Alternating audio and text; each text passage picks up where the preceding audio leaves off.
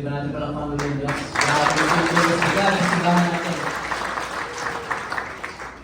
Alright, good morning everyone.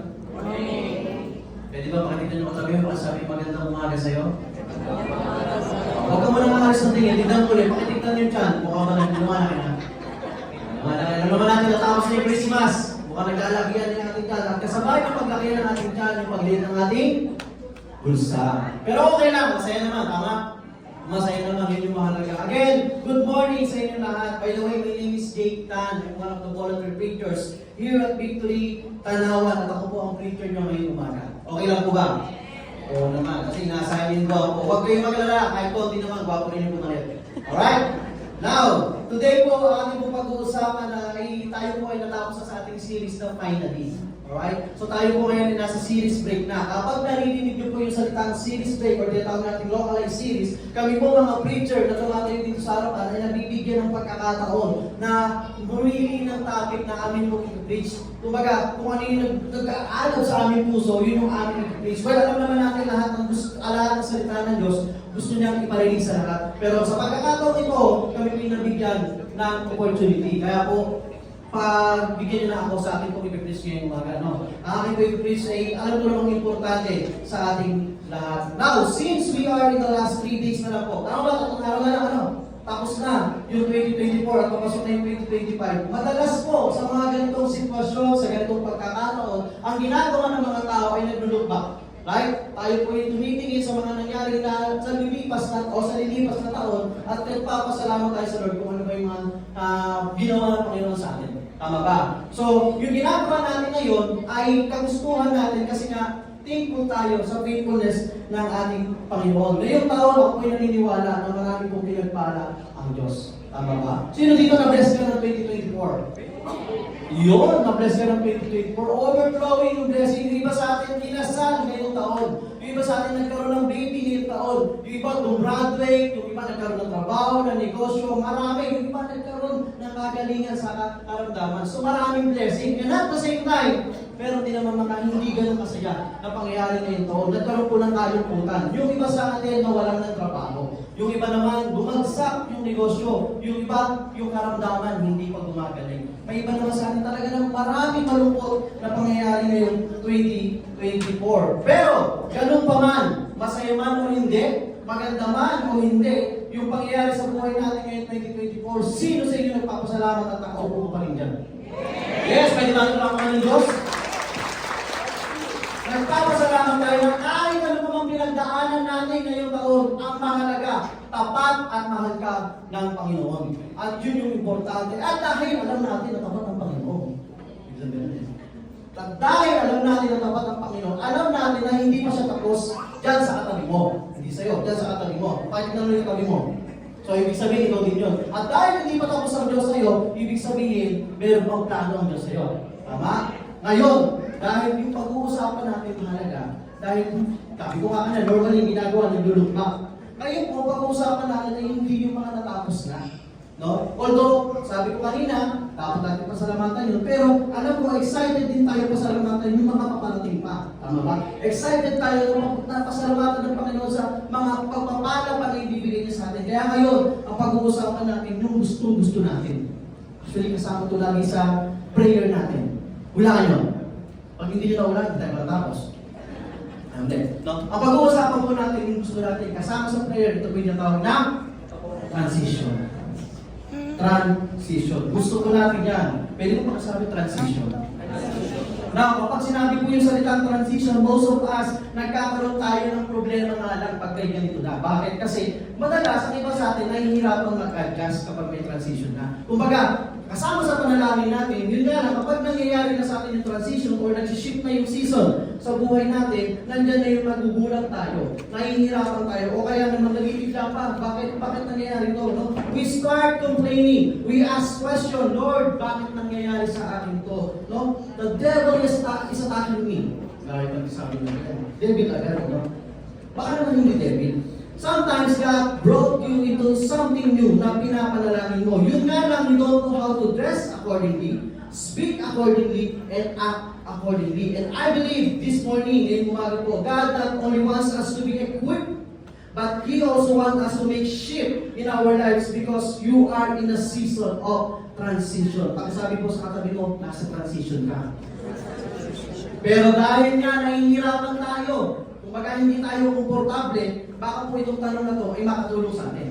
Tanungin natin, how does God's presence during a season of transition bring us comfort? Yan yung tanong na pwedeng tumulong sa atin sa pagkakaroon natin ng transition sa buhay. Paano nga ba? Ngayon pong umaga, babasahin po natin, ito yung alam ko madalas na narinig din na, no? From the book of Joshua chapter 3, verses 1 to 5. Dito po tayo ngayon magbababad sa book of Joshua. Marami ng preaching kayo narinig dito, marami ng encouragement, o maaaring kabisado nyo lang yung nangyari dito, pero ako po naniniwala that every day, yung word ni God is fresh and new. So, mayroon po siyang new revelation ngayong umaga. Kaya naman ngayon, invite everyone, please stand. Papasok po tayo. I hope you have your Bible with you. Patulungan na po. Babasa po tayo from 1 to 5. Let's start. Verse 1. Then Joshua rose early in the morning and they set out from Shittim. And they came to the Jordan, he and all the people of Israel, and lodged there before they passed over. At the end of 3 days, the officer went through the camp and commanded the people, as soon as you see the Ark of Covenant, that of the Lord your God, being carried by the Levitical priests, then you shall set out from your place and follow it. Yet there shall be a distance between you and it, about 2,000 cubits in length. Do not come near it, in order that you may know the way you shall go, for you have not passed this way before. Last verse. Then Joshua said to the people, consecrate yourselves, for tomorrow the Lord will do wonders among you. Tayo po yung buhat manalangin. Lord, first of all, we want to thank you.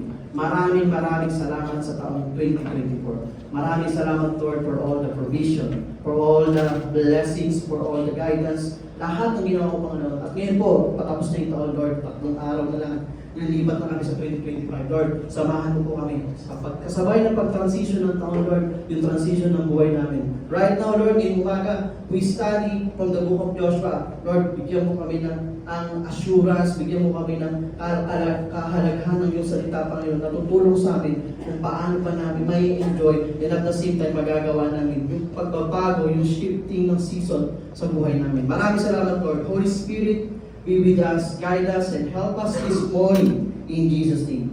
Amen. Amen. Pwede na po tayo po. Alright.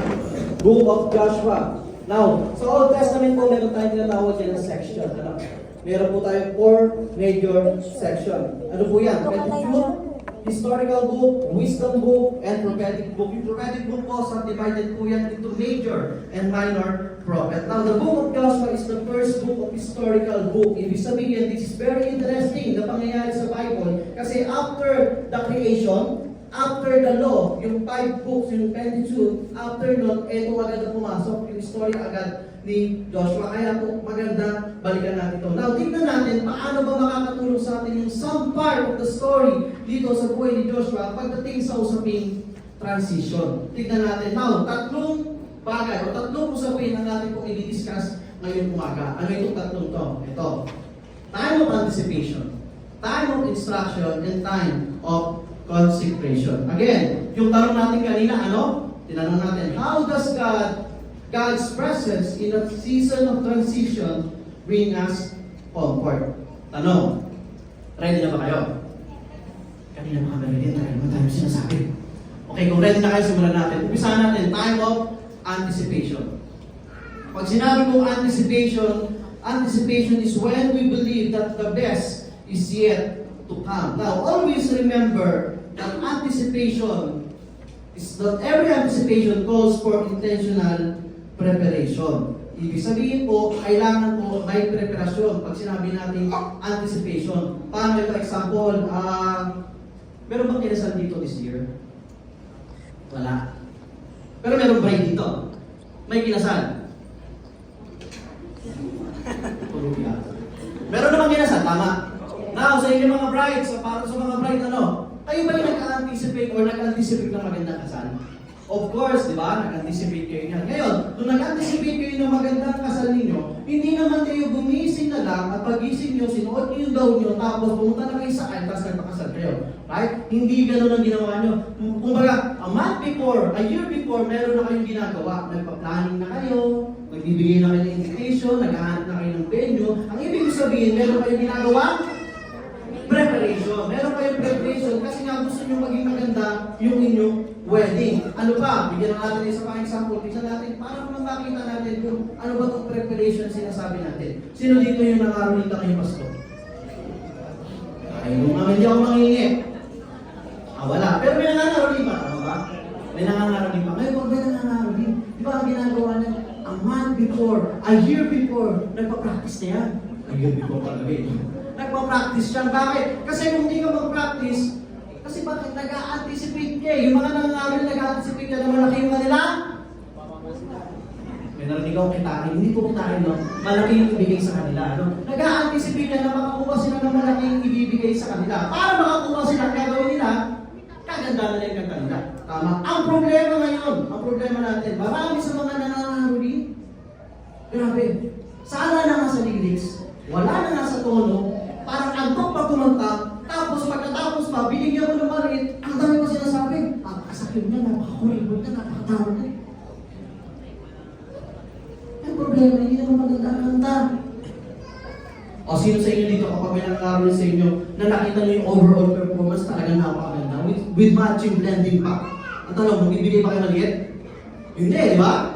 Kahit hindi kasama sa budget ko, talagang mapapabulot kayo kasi ang ganda na ginawa. Ibig sabihin, kapag may anticipation ka at nilagyan mo ng preparation, napakaganda na magiging resulta. Well, similarly, when we anticipate a move of God or a new season or a transition sa buhay natin, or we must prepare spiritually, emotionally, and physically to step into what He has planned for us. Now, sa istorya po ni Joshua, makikita natin how God prepared him and the Israelites before they entered to the promised land. Balikan natin yung binasa natin kanina.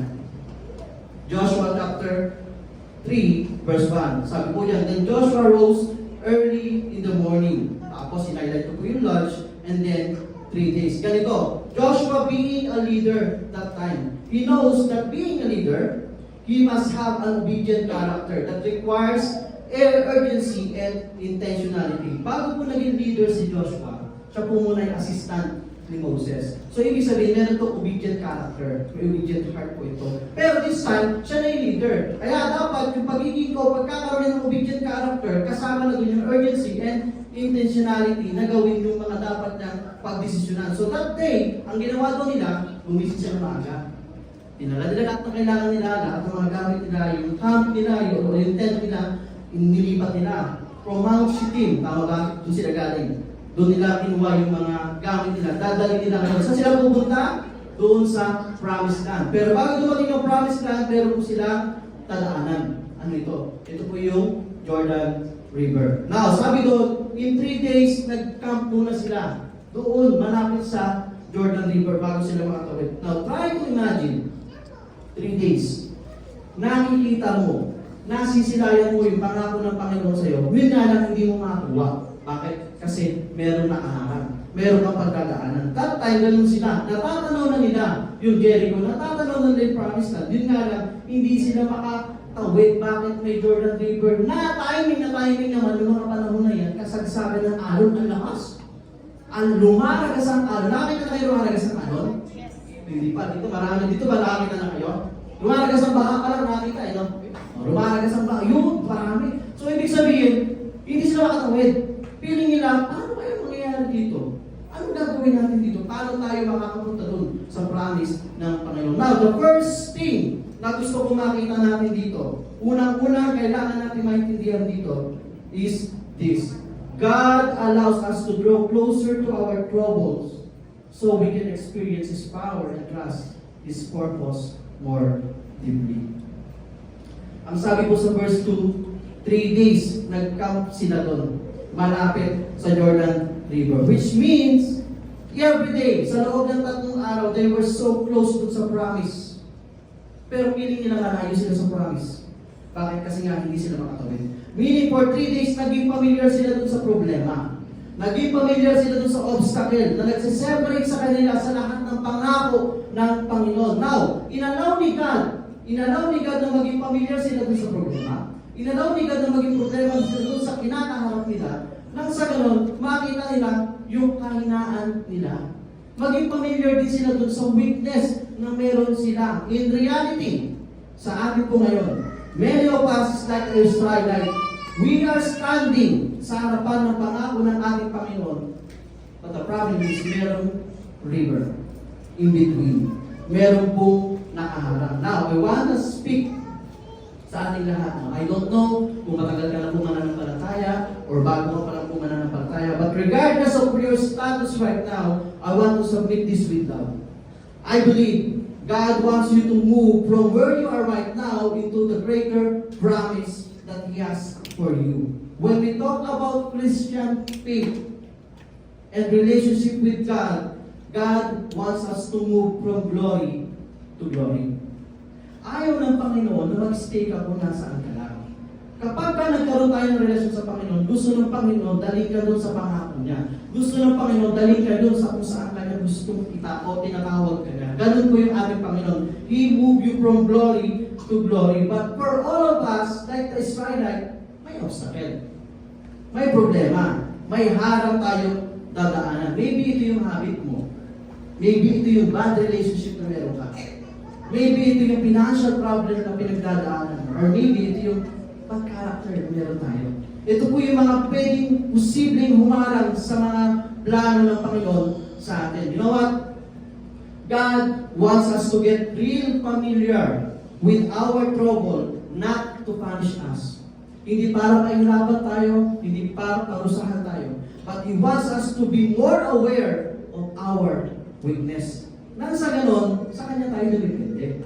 Hindi tayo dumipende sa sarili natin. Right? The reason kung bakit may nag-stay ng Panginoon yung mga Israelite for 3 days doon, kasi gusto makita ng Panginoon na makita nila yung hangganan ng kakayanan nila. Yung hangganan o yung limitasyon ng kakayanan nila. Nang sa ganon, Lord, kailangan ka nga namin. Hindi namin kaya tumuwid. Hindi namin kaya tumagos o pumunta doon sa inyong pangako. Kailangan ka namin. Parehas natin po ito sa atin. Ano? Pinapahintulungan ng Diyos na dumating tayo sa oras na nasa hangganan na tayo.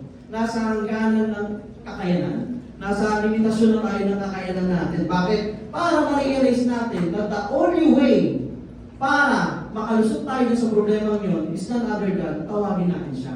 Hindi tayo mag-rely sa kakayanan natin, kundi mag-rely tayo sa kakayanan niya. Yun po yung gustong mangyari ng Panginoon. Lord, hindi ko ito kaya. Lord, yung problema ko, hindi ako makatawid. Lord, kailangan kita. Madalas naman, nasasabi natin yung tama. Kailangan kita. Lord, ikaw yung gumawa ng solusyon sa problema. Yun po yung gustong ipaalam ng Diyos. Familiar ba kayo sa salitang hindi ka na mabibigyan ng problema ng Panginoon kung hindi mo kaya? Marinig niyo yun? Naniniwala kayo? Wala dito talaga no? Di ba kanan sa tayo? Naniniwala kayo? Yes. Ako hindi. Sorry, sa akin. Para kasi hindi ka bibigyan ng problema ng Lord ng hindi mo kaya. So, ibig sabihin, kaya mo. Kung kaya mo, hindi mo siya kailangan. Ganito. Baka kung pwede natin sabihin, hindi ka bibigyan ng Panginoon ng problema na hindi na kaya. Hindi mo kaya. Ibig sabihin, yung problema binibigay ng Panginoon, siya ang may kaya, hindi ikaw.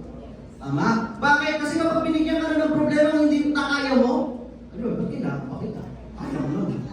So, binibigyan tayo ng problema ng Panginoon na kaya niya at hindi natin. Yun po yung totoo doon. And you know what? Problem is actually a way of preparation for our transition. Kasi pag usapin problema, feeling natin, wala na. Ito na, dead na. Hindi. Minsan, ang problema po, yan po yung paraan. Yan po yung daan para doon sa transition na plano ng ating Panginoon. Now, as part of preparation kay Joshua, being a leader, before niya ma-encounter itong Jordan River, meron na po siyang na-encounter na mas malaking problema. Bago pa lang dito, ano po yun? Balikan na natin ng konti. Sabi po sa chapter 1, binasa natin chapter 3, di ba? Sabi po sa chapter 1, eto, dito nagsimula. After the death of Moses, the servant of the Lord said to Joshua, the son of man, Moses' assistant, Moses, my servant, is dead. Now therefore arise, go over this Jordan, you and all these people, into the land that I am giving to them, to the people of Israel. Now, in a season of transition, God may remove people from your life to prepare you. Ouch, Lord. Before Joshua became a conqueror, Moses had to die.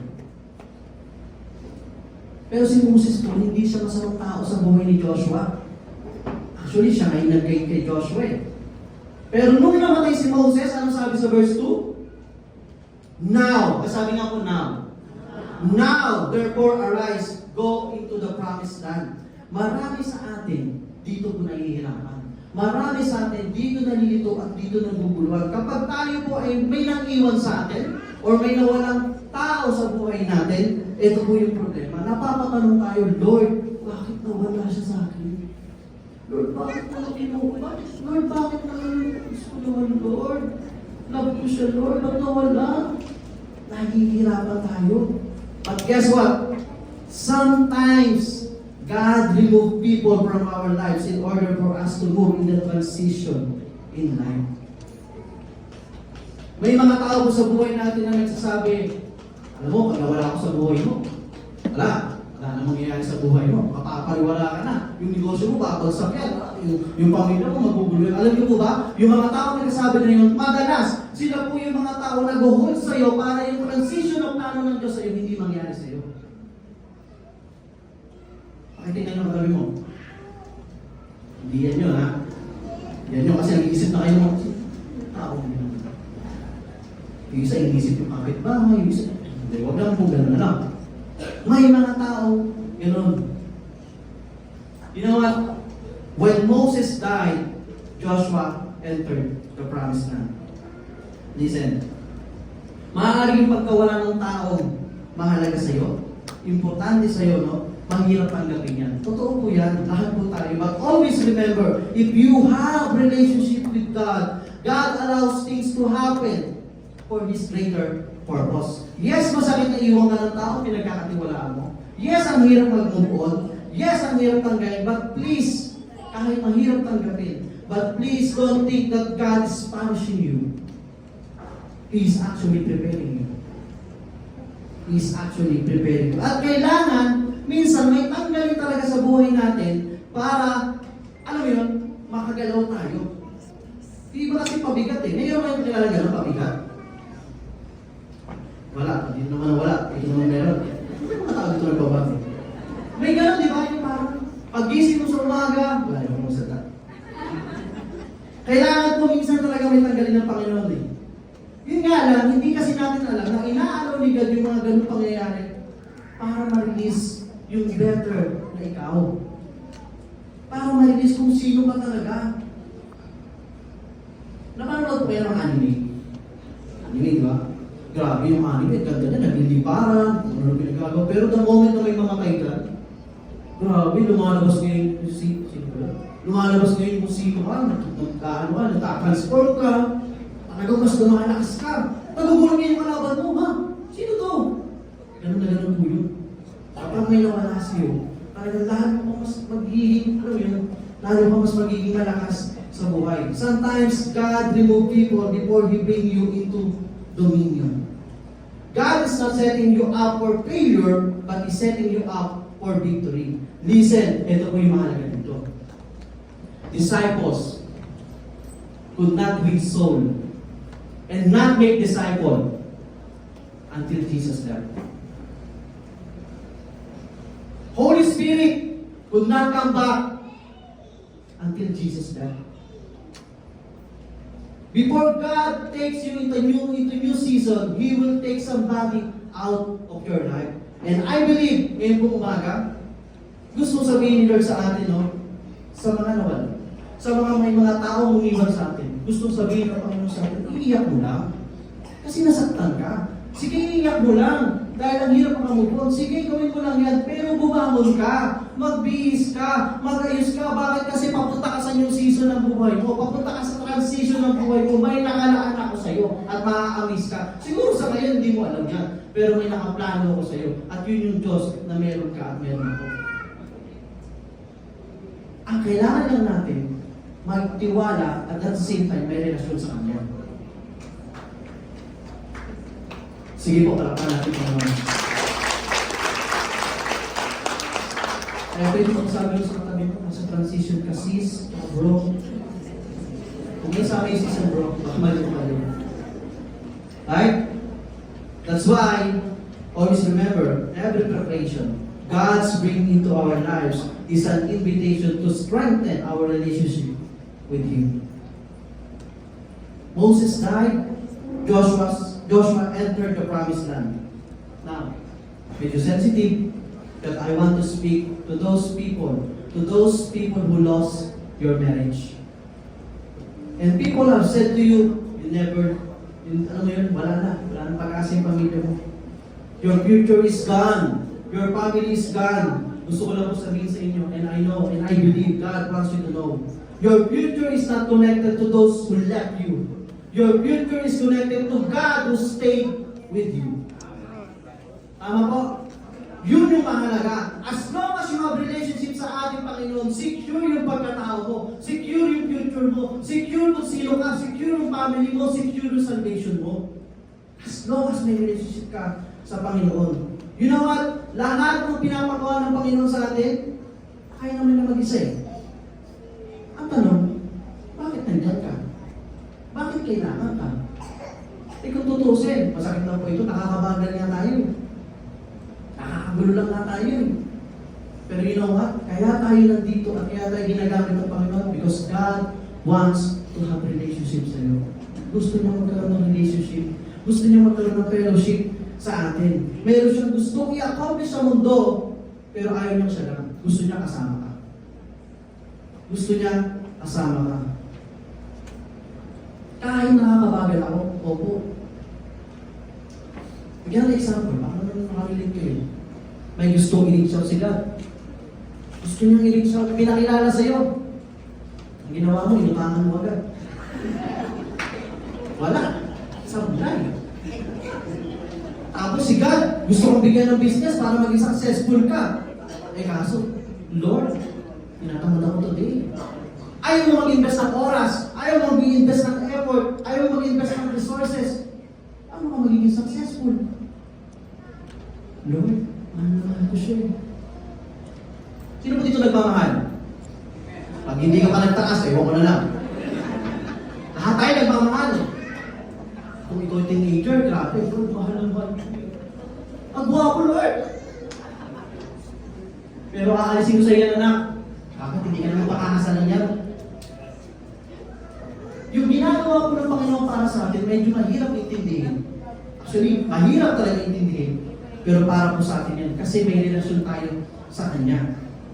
Kahit alam niyang sinner tayo, kahit alam niyang makakabagal tayo, makakagulo tayo, guess what? He wants us to be involved. For what? Because ganun siya kabuti sa atin. Ganun niya tayo kamahal. He wants to have relationship sa atin lahat. God wants to accomplish a lot of things in this world and He uses you and me. Kahit nakakabagal, okay lang.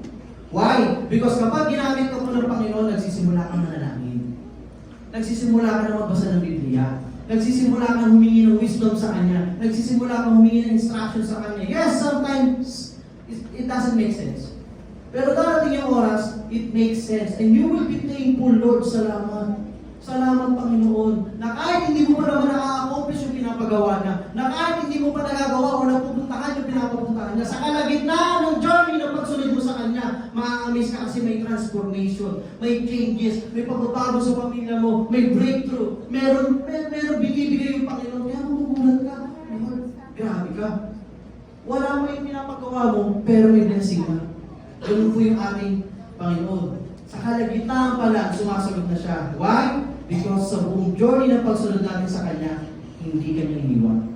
Hindi Kanya binabayaan. Sa tuwing nanghihina ka, Sa tuwing nalulungkot ka, sa tuwing nahihirapan ka, mararamdaman mo yung yakap niya.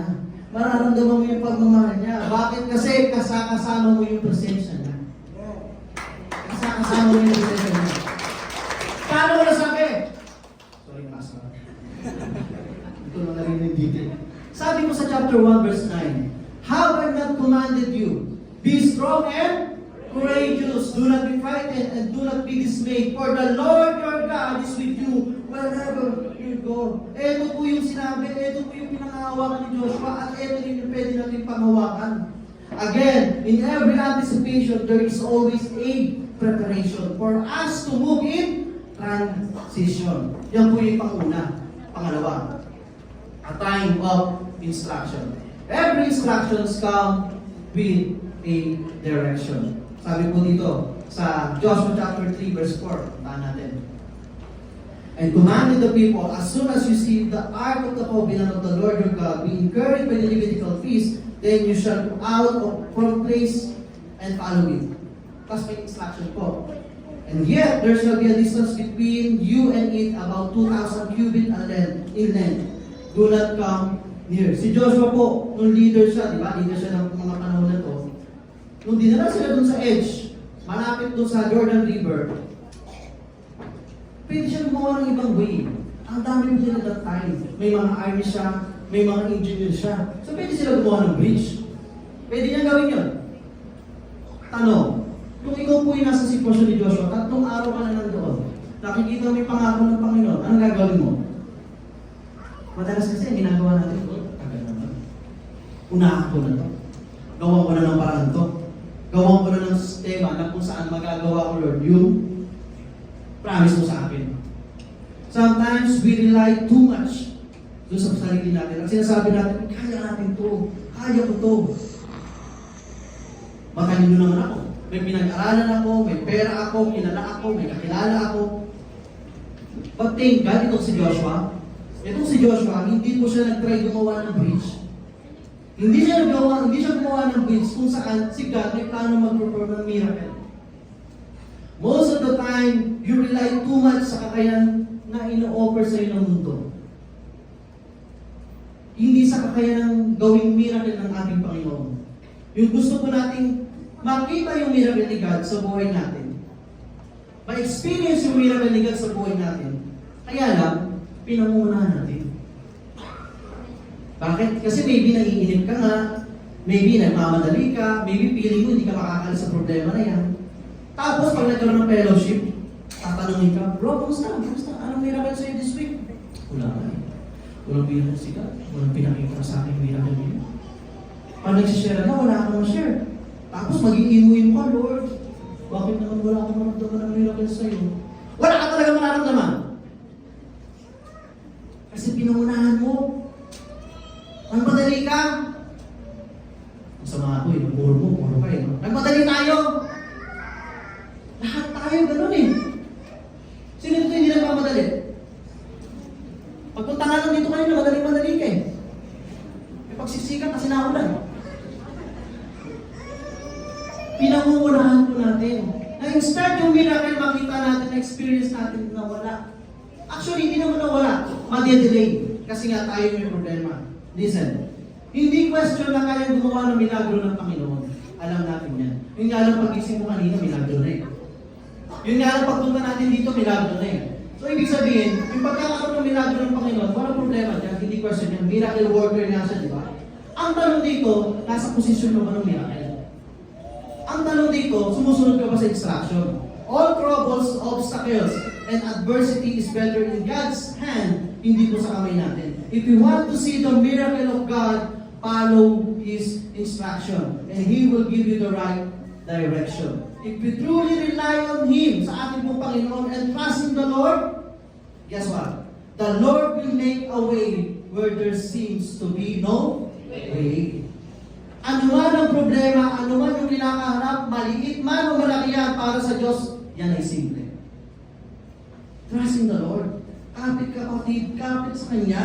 At magtiwala ka, antayin mo yung go signal. Antayin mo yung gusto ng Panginoon kasi mag-deliver siya. Magpo-provide siya. Alam niyo po, no?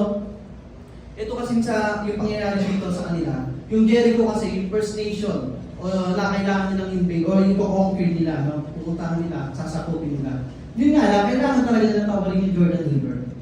Now, construction, mauuna yung presence ni God, which is yung Ark of Covenant. Mauuna yan, dala nila. Mauuna yan, tapos, pag nangyari yan, God will take care doon sa obstacle.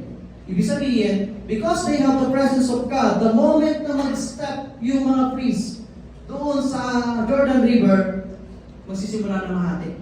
Kasi familiar tayo sa paghati ng dagat kay Moses, tama? Pero dito po nangyari ulit yan. Nahati yung Jordan River para bumakadaan yung mga Israelite papunta po sa Jericho. Pero kailangan sumunod sa instruction. Kapag hindi sumunod, mahihirapan sila. Hindi mangyayari yung miracle na gustong gawin ng Panginoon. Sometimes, inaalaw talaga ni God yun. Kung iisipin kasi, si God's creator.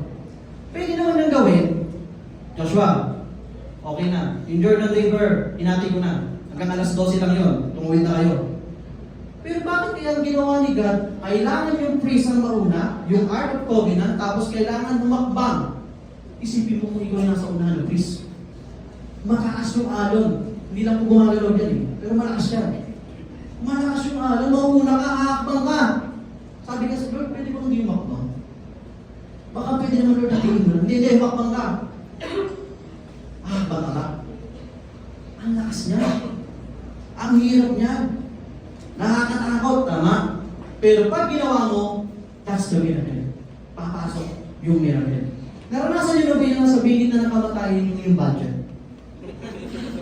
Kamatayan talaga yun. Yung wala na. Naranasan na natin. Naranasan nyo na, nakita nyo na may umiikot na nakaputi, naka-orange, sa bumotor, umiikot kung saan-saan. Naranasan nyo, kasi ikaw kinakabahan ka lang. Ito na siya. Naranasan nyo na yung problema na yung piling nyo, naranasan mo natin parang wala ng pag-asa. Pero sa lahat ng pangyayari na yun, ang tanong, nag-provide ba si God? Yes! Nag-provide si God. Ang tanong ulit, bakit inaaraw pa ni God na dumating tayo sa dulo? Lord, bakit sa kalagitnaan hindi ka na mag-provide? Bakit kailangan dumating pa ako sa tulong-tulo? You know what? Ang kasagutan niya. Because God wants you to know, and God wants us to know, that He is not only for you, but He is also with you. Kasama natin siya. Doon tayo minsan nakakalimot. Agad natin siya, eto lang siya, pero hindi naman niya tayo iniwan. Kasama natin siya. In the midst of uncertainty and flood in our lives, na feeling natin wala nang pag-asa, nasa bingit na yung negosyo natin ng pagbagsak, yung trabaho natin mawawala na, hindi natin nakuha yung bonus, yung 13 month, hindi natin nakuha, hindi na-expect natin, hindi yun yung nangyari, wala na Lord, wala na pag-asa yung buhay ko, mamamatay na lang ako. Hindi. God will provide. God will deliver. You know what? Regardless of the situation na meron tayo, as long as you have God, meron kang peace. Meron kang peace. Pakitignan niya yung katabi mo. Mukha naman mapayapa. Mapayapa, ano? Peace na peace, ano? By the way, peace is not the absence of uncertainty. Peace, it is who we are in the midst of uncertainty. If the presence of God is with you, God will take care of you. Kaya lang minsan, hindi binibigay ni God yung mga hindi binibigay ni Lord yung mga prayer. Ramdam niya, minsan, Lord, ang tagal ko na pinapanalangin ko, bakit hindi mo binibigay? Minsan, ganun siya God eh. Hindi talaga sumasagot eh. Sabi ni Lord, bakit ko tatanggalin sa iyo yung anak? Eh, pag tinanggal kita dyan, mawawala ka na naman sa akin. Magiging busy ka na naman. Araw-gabi, Netflix ka na naman. Browse ka na browse. Sockmed. Kung ano na pinagagagawa mo, wala na naman ako. Kaya sabi ni God, anak, hindi mo na tatanggalin dyan. Sabi ni God, dyan ka muna. Huwag ka muna magmadali. Sabi ni Lord, huwag ka mag-alala. Diyan sa sitwasyon na piling mo nahihirapan ka, diyan sa sitwasyon na piling mo nagdudusa ka, hindi kita aalisin yan, anak. Kasi I want you to know that my grace is sufficient. In your weakness, God is our strength. In our weakness, God is our provider. God is our healer. God is our sustainer. God is our waymaker. Lahat si God po yan. Kaya lang, mararamdaman natin yan kapag nandun tayo sa siklunan. Kasi pag okay, easy lang, wala eh. Hindi natin maramdaman, kaya kailangan mangyari yun. His grace is fitted in our weakness. That's the time na masasabi natin, Lord, salamat, inalaw mo ako dito na maramdaman ko yung weakness ko. Dahil naramdaman ko yung weakness ko, kailangan ko yung presensya mo. Yun po yun. You know what? if we or if you will achieve something without relying on God's presence, it isn't big enough. Bakit ko sinabi ito? Kasi po, makaka-accomplish naman tayo ng mga bagay-bagay sa mundo kahit walang presensya ni God. Mangyayari naman yan, magagawa natin yan. But without the presence of God, magpipil. Magpipil tayo. Bakit? Sa huli, hindi ka masasatisfy. Pag hindi ka na-satisfy, ang worst dito, hindi mo ma-appreciate kung ano yung na-achieve mo. Meron ka na, pero hindi mo na-appreciate. Parang may kulang pa din, tama? Sabi po itong tinanta natin kanina. Kumanta ba kayo kanina? Oh, sabi ng kinanta natin kanina, this is the day of new beginning. The old is passing, change is coming, pero hindi natapos doon. Sabi doon, change is coming by your... Hindi kayo kumanta. By your spirit. Tulog. Walang spirit. Pakitabi ka naman. Change is coming by your spirit. Ibig sabihin, kailangan ng Panginoon. Kaya yung presensya niya, kaya may pagbabago. Without the presence of God, everything will fail. Kaya nga nararamdaman natin, Lord, may kulang. Lord, bakit ganito? Kasi sa totoo lang, si God lang yung magpupuno ng kulang. Si God lang yung magsusustain sa'yo. Again, there is a time of anticipation which include preparation. There's a time of instruction. And finally, last, para mapunan ito, there's a time of consecration. There's a time of consecration. Under preparation and instruction, meron po yung ginagawang external action. May response tayo na kailangan natin gawin. But don't forget, the transition requires not just external action, but internal alignment with God. Kasama dapat ang internal. Sabi po sa verse 5 ito. Sabi ni Joshua, then Joshua said to people, consecrate yourselves, for tomorrow the Lord will do wonders among you. In other translation po, hindi po consecrate ang ginamit. Ang ginamit yan, sanctify, in Amplified Version. Today's sanctification is tomorrow's miracles. Today's compromise is tomorrow's scandal. Gusto ko makita po natin dito sa verse 5, ang sinabi po ni Joshua, consecrate yourselves for tomorrow. Hindi niya sinabing for tonight. Bakit? Kasi meron pong gustong sabihin si Joshua dito. Alam niyo ba, in Christianity, consecrate means setting apart. It means holy or set apart. Ngayon, we can receive provision and not being sanctified. We can receive prosperity and not being sanctified. But the moment you're about to go to enemy's territory, sabi ni God, sanctify yourself. Consecrate yourselves, for tomorrow I will do wonders in your midst. Yes, may provision. Yes, okay naman lahat. Yes, may prosperity, okay naman lahat. Pero the moment na atakihin ka ng kalaban without consecration, may problema. Magkakaproblema tayo. Now, it is interesting lang, no? Bakit? Because dito po sa story ni Joshua, mayroong dalawang character. May comparison between two characters. Sino ito? Kilala niyo ito? Ito? Ito. Yan. Kilala niya? Ano ba yung kilala? Kilala niyo si Rahab? May narinig ako. Kilala niyo si Rahab, right? Si Rahab, siya po ay prostitute in the city of Jericho. Sa kabilang banda, yan, si Achan. Si Achan naman po who was a soldier in Israel. Now, ganito. Yung binasa natin chapter 3, balikan natin na konti yung chapter 2. Sa chapter 2 po kasi nagpadala si Joshua ng spies, dalawa. Nandun pa lang sila sa kabila, nagpadala siya ng spies papuntang Jericho para mag-scout, makita yung nangyari doon kung ano yung mga meron doon. Tapos nabalitaan ng hari. So pinapahanap yung dalawang pinadala ni Joshua. Ngayon, ang ginawa nito ni Rahab, si Rahab po, na which is hindi po ito Israelite ha, Canaanite po ito, Canaanite woman. Ang ginawa niya, tinago niya yung dalawang spies. Pinapasok niya sa tahanan niya, tapos kinag-usap niya. Bakit? Kasi si Rahab po, naniniwala siya na yung Jericho o yung Canaan ay talagang binibigay ng Panginoon sa mga Israelites. Kaya sabi niya doon, nakiusap siya, huwag niyo sana akong patayin, yung pamilya ko, spare niyo. So nangyari, make na lang story short, pinapa-praise ko lang po. Ano? Nangyari. So, sinabi niya ng dalawang spies kay Joshua, yung sinabi ni Rahab. So, ibig sabihin, Rahab hides two spies and they rescue her life. Sa kabilang banda, si Achan naman, nung tina-invade na po, nung kinoconquer na nila yung Jericho, ang ginawa po nito ni Achan, sabi po kasi ni Joshua, nagbigay siya ng instruction. Bawal natin kunin yung mga gold, silver, garments, at kung ano pa mamahalagang gamit kasi yan para sa Diyos yun. Kapag ginawa natin yan, magkaka-curse tayo, magkaka-problema. O kaya mangyayari sa atin yung Israelite, talaga magkakaroon tayo ng trouble pagdating ng next season natin. Kaya huwag natin gagawin. So habang i-invade nila, habang ginagawa na nila, kinukuha na nila yung mga gamit doon, itong si Achan, ang ginawa niya, nakakita siya ng gold, silver, and garments. Tinago niya. Hindi niya binalik, hindi niya binigay, hindi niya sinurrender, tinago niya sa tent niya. Now, ito po yung gusto kong sabihin. Si Rahab po, save her family by what she is hiding. Na-save sila eh. While Achan killed this family by what he was hiding. Namatay po kasi yung pamilya nila. Stoned to death. Kasi nga, nalaman yung ginawa niya. Rahab did not experience salvation nung araw na tinago niya yung dalawang spies na pinadala ni Joshua.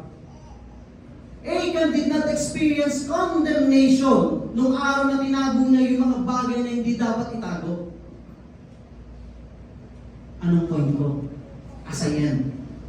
Ito po ang point ko. Everyone here, meron kayong tinatago. Meron kayong tinatago. The question today, what is your hiding? Secretly. Pakitingnan namin na kanino. Pakita naman tinatago mo. Wala akong tinatago. Everyone here is hiding something. Now, listen. Pakinggan niyo po ito, maganda ito. You can be like Rahab in the wrong place, in the wrong processing. But if you are hiding the spice, the word of God, prayer, fasting, devotion, wala pong nakakaalam yan. Wala pong nakakakita niyan. But secretly, you are hiding those things. You are protecting those spies. Na pagising mo sa umaga, Lord, pupunahin kita. Babasahin ko yung word mo. Lord, titignan ko kung ano yung sinasabi mo. Lord, gusto ko makita kung ano yung instruction mo. Lord, gusto ko makausap. Lord, gusto ko magkaroon ng communication sa iyo. Walang nakakaalam mo, ikaw lang. You are hiding those spies. Guess what? Sabi sa iyo, God, something will happen. Something will happen. Tomorrow, says the Lord, I will do wonders in your life. Tomorrow, says the Lord, I will save your family. Tomorrow, says the Lord, I will give you the desire of your heart. Tomorrow, says the Lord, I will bring your husband back to you. Tomorrow, says the Lord, I will bring promotion in your life. Tomorrow, says the Lord, I will unlock your destiny. For those people that is hiding your prayer, fasting, giving, revival is coming your way. Restoration is coming your way. Harvest is coming your way. Yung po yung sinasabi ng Panginoon. Wonders coming your way. But also there's a warning. To every soldier like Achan, who is publicly fighting for God, but privately struggling. By the way, struggle is not a problem. The problem is when you hide the struggle. When you hide your struggle. Lahat po tayo may battle privately. Lahat po tayo may tinatago privately. If you are like Achan, maaaring sa labas, okay ka. Napakabait mo. Napakamabuti. Napagbigay. Okay ka. Nag-worship ka. Talagang ginagawa mo na. Pero pag uwi mo ng bahay, walang nakakakita niya. Pag uwi mo ng bahay, sinisigaw mo yung asawa mo. Sinisigaw mo yung mga anak mo. Pag uwi mo ng bahay, wala kang oras sa kanila, nagsiselfone ka. Wala akong masama dyan. Pero nanonood ka ng porn.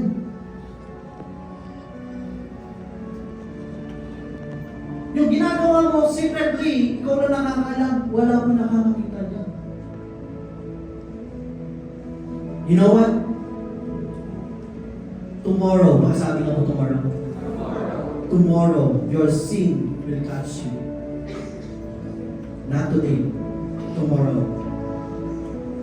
And the reason why meron gap dun sa mga pagkakasala natin at sa pag-reveal ni God ng kasalanan natin, alam niyo kung anong reason yan? Kaya may gap? Because He wants you to repent. He wants us to repent. God is patient.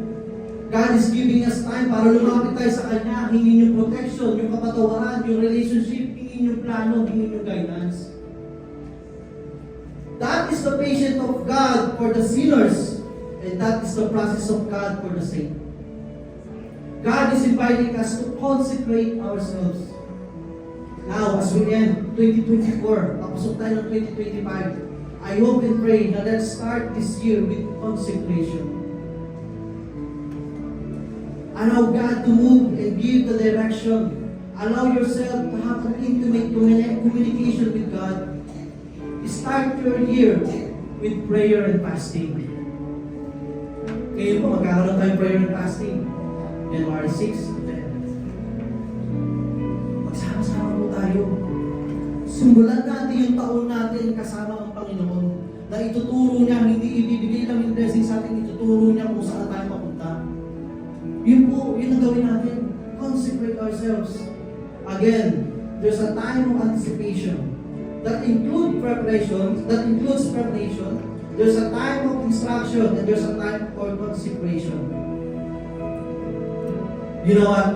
Joshua 3 shows us the picture of the gospel of Jesus Christ.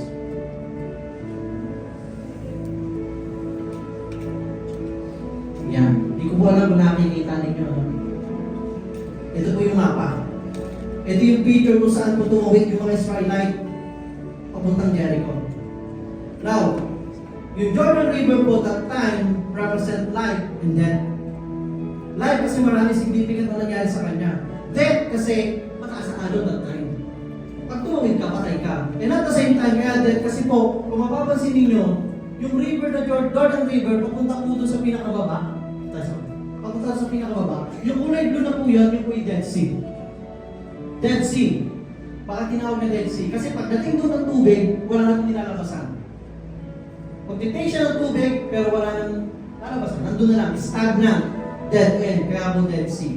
Now, Ark of the Covenant, balikan mo kanina. Yung Ark of the Covenant po represent the presence of God. Tama? But don't you know that the Ark of Covenant is also the glimpse of the Old Testament of Jesus Christ? Ngayon, mamaya ako mabalikan yan. Yung tubig na papunta doon, sa Dead Sea, guess what po sa galing? Dumaan po ng Adam. Village of Adam. Familiar kayo sa pangalan Adam? Familiar tayo? Kilala natin yan. We all know Adam because of his sin, death entered to humanity. Sin entered to humanity. Ganito yung ibig sabihin. For God so loved the world that He gave His one and only Son. Ulitin ko. For God so loved the world that when the priest stepped doon sa Jordan River, dito po sa gitna, ano nangyari? Nahati. Tama? Nakadaan yung mga Israelite papunta doon sa Promised Land. Alam niyo po ba kung saan pumunta yung tubig? Doon sa village of Adam. Doon huminto. Doon nag-stay yung tubig. Anong point ko? Coincident lang ba? Nagkataon lang ba? Yung nangyari ko na yun. Yung Ark of Covenant that represent the presence of God and at the same time the glimpse of Jesus Christ para sa kanila. Pagtabak po doon, ang ginawa po ganito. Jesus Christ pushed the water papunta doon sa Adam. Binalik yung kasalanan doon sa simula. Binalik yung kasalanan doon sa kung saan nagmula. Para ano? Para makadaan ka. Para makadaan ako. Gusto sabihin ng Panginoon, He is the only way. He is the only truth and He is the only life. Jesus Christ gave us a way para makadaan tayo sa Promised Land. And what is the Promised Land? The Promised Land is eternal life. when He died on the cross, He invited everyone. I'm the way. Kaya ikaw kung nakaupo ka dyan, nahihirapan ka, paano ba? Only Jesus is the way. Only Jesus is the way. There is no other way. May invite everyone to stand.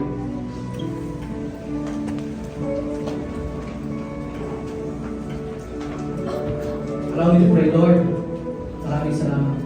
Thank you, God, for everything you've done in our lives. Lord Jesus, truly that you are the way, the truth, and the life. Lord, maaaring marami kami mga pinagdadaanan, maraming mga kasagapan, challenges sa harapan namin para makuha namin yung mga promise mo. But Lord, thank you for reminding us this morning that because of you, O God, inalis mo lahat. Inalis mo yung death, yung sin, para makapunta kami sa promise land. Magkaroon kami ng relationship sa iyo, magkaroon kami ng access sa iyo. Maraming salamat, Panginoon. And right now, Lord, wala kami ibang pwedeng gawin. Wala kami pwedeng ipagmalaki sa iyo. Wala kami pwedeng ibigay sa iyo, Panginoon, kundi papuri, pagsambahan. Lord, papupurihan ka namin sa iyong kagalingan, sa iyong kabaitan, sa iyong lahat ng ikaw marunong. Maraming salamat. Lord, thank you for your faithfulness. Thank you for your love. Once again, pwede ba nating papurihan ang ating Panginoon?